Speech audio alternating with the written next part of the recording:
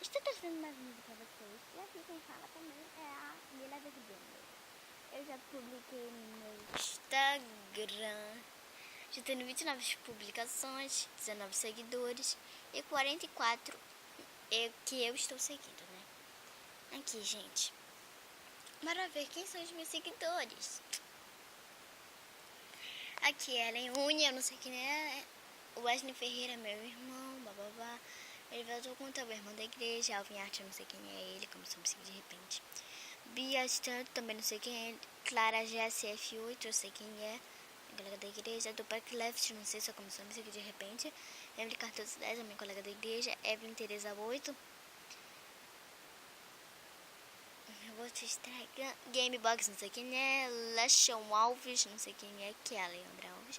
Marivane Ferreira, é a minha tia lá de Macapá. Neilane. Não, Nayeling 16, eu conheço ela. Fake Neila, eu sei quem é ela.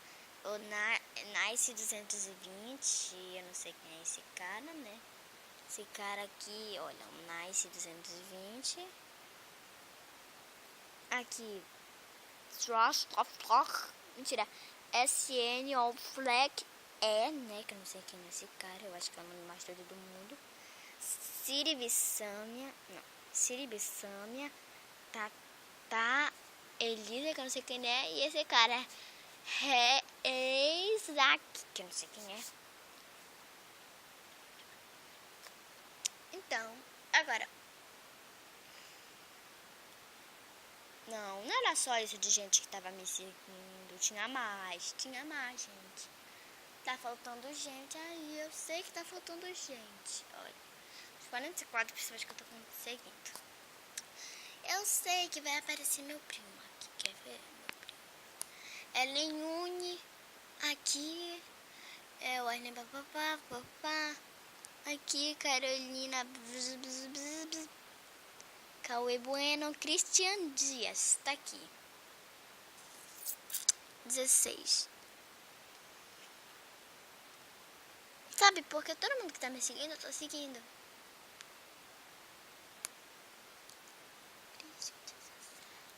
É o meu primo, né, gente?